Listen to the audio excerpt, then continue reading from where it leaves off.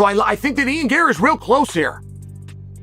Ian Garry also, here's the problem with Ian. He's better than he thinks he is. You watch Ian, you think he's this brash, confident Irish man. To an extent. But he's got the right. Ian Garry, if he's not the best in the world, and that's what we're going to find out. If he's not the best in the world, he's top 3. Could you imagine?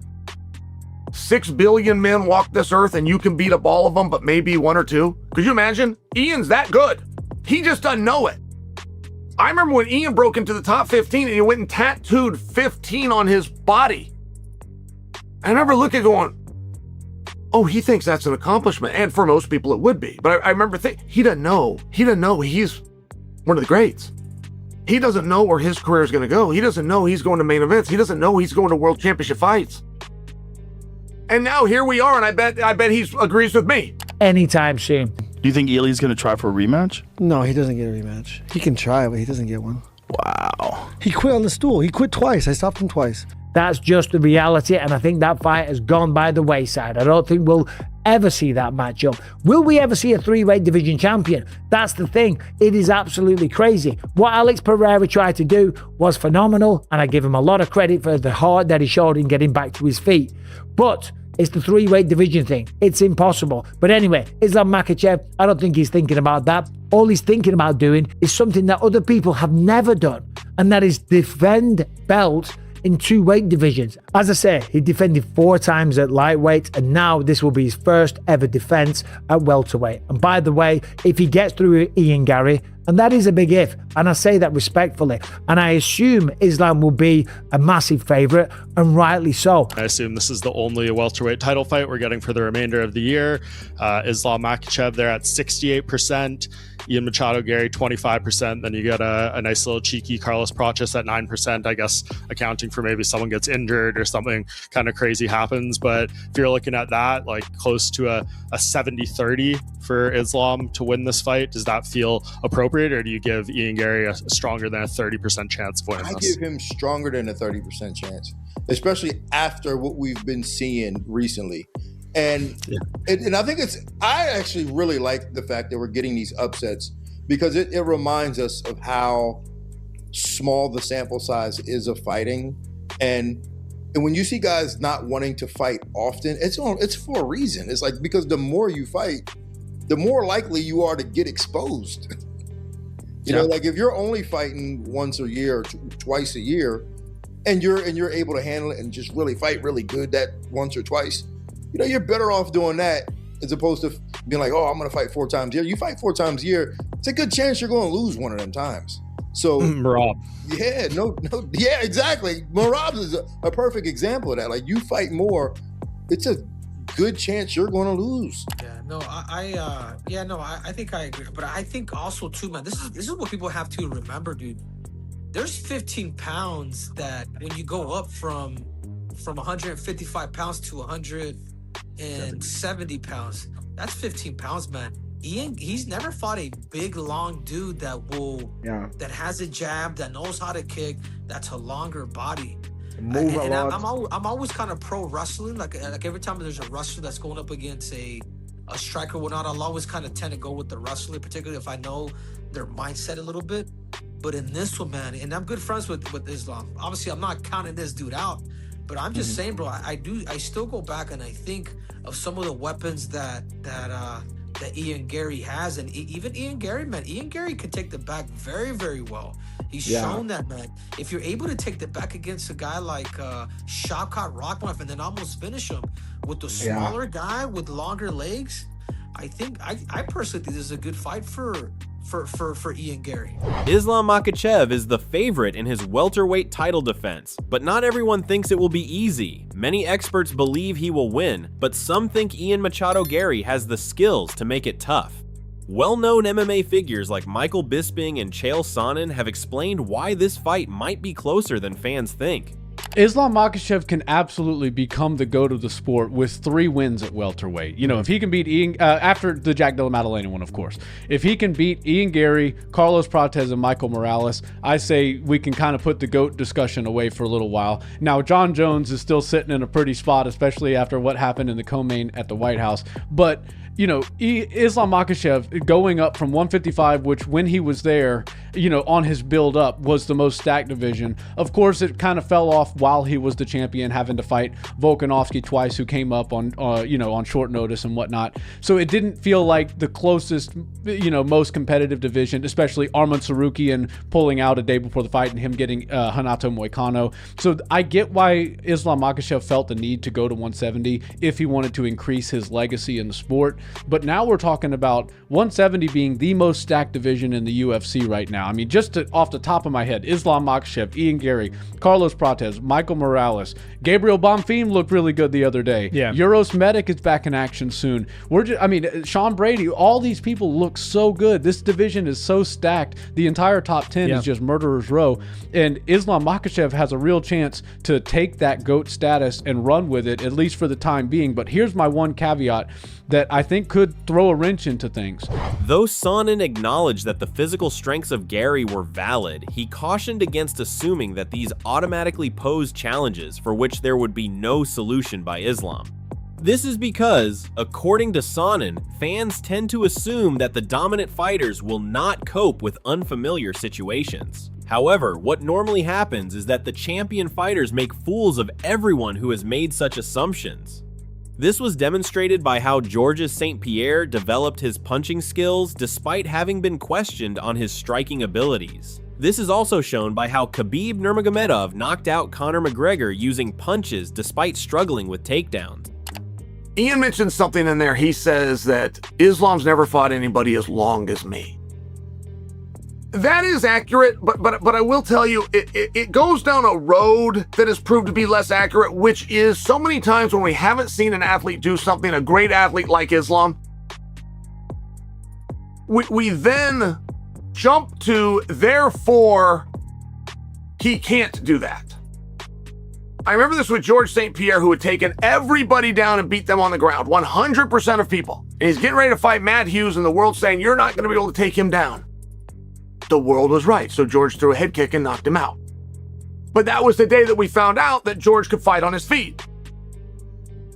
Khabib had a difficult time taking Conor down, even failed on a couple of takedown attempts. Throws an overhand right and did more damage to Conor than Floyd did in 30 minutes. And that's where we find out, okay, Islam can box. But right, it's these moments, you don't know until you know, but very seldomly does it turn out to be true. Hey, this athlete's never gone in championship rounds and therefore he can't.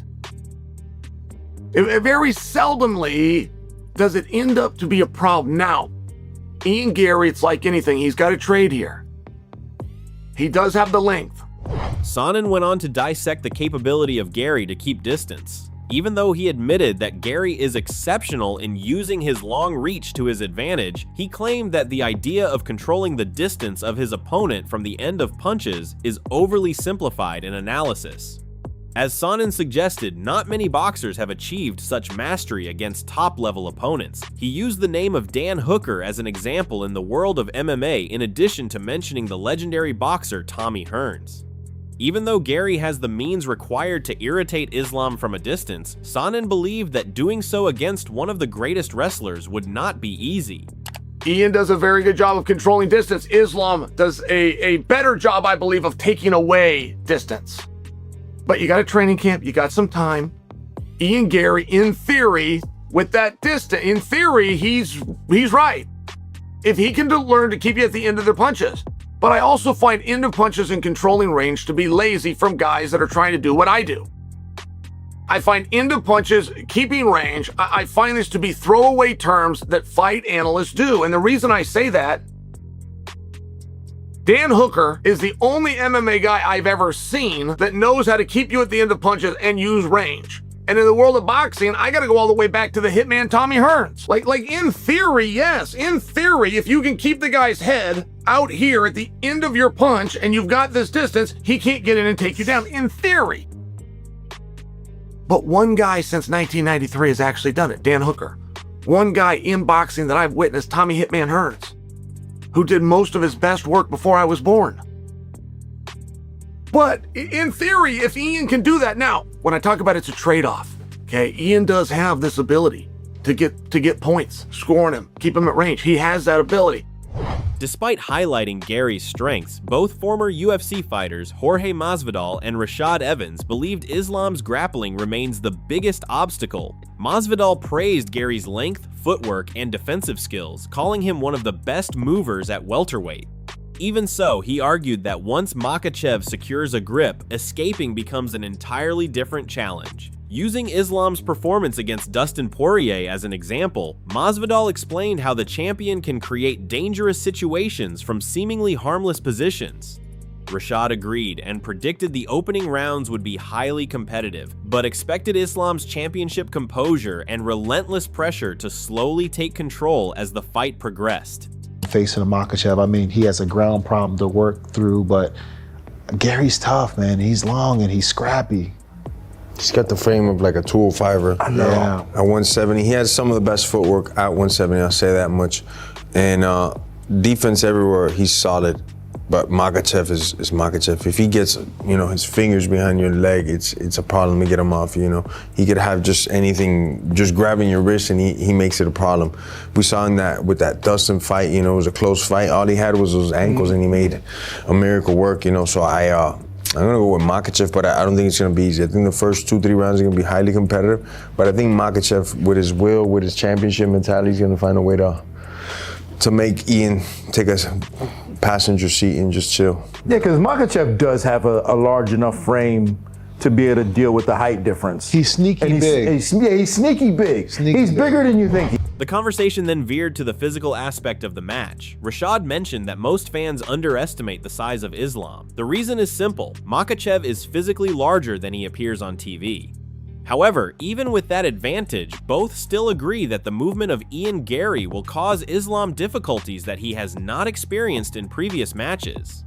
This is because Gary's excellent footwork, directional changes, and knee throws during level changes will make Makhachev hesitant in making shots.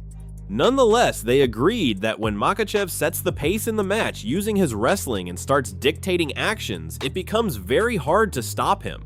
Josh Thompson acknowledged the fact that, just like everyone else, he considers Islam Makhachev to be the best pound-for-pound fighter on the planet, which makes him very hard to go up against. Nevertheless, it should be pointed out that at the same time, he did not hesitate to state that Ian Garry deserves this shot and should definitely be considered as a worthy opponent. First of all, he noted the intellectual capacities of the latter and called him a fighter who never goes off his game plan. Secondly, he also mentioned victories over Bilal Muhammad, Carlos Prates, and Michael Page that prove his ability to solve problems of a different nature. There is, however, one point mentioned by Ian Garry that still concerns Thompson. This refers to the belief that he can go toe-to-toe with Islam during their exchanges in the game of wrestling and grappling.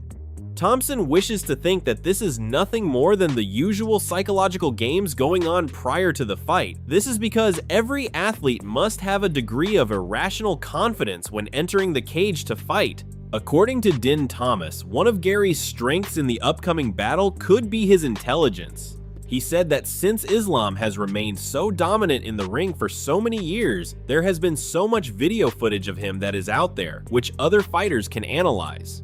Instead of repeating the strategies that have already failed in the past against Islam, Thomas believes that Garry will come up with something to put Makhachev in unusual circumstances. He called Garry a cool-headed and very intelligent fighter who wouldn't rush in under pressure.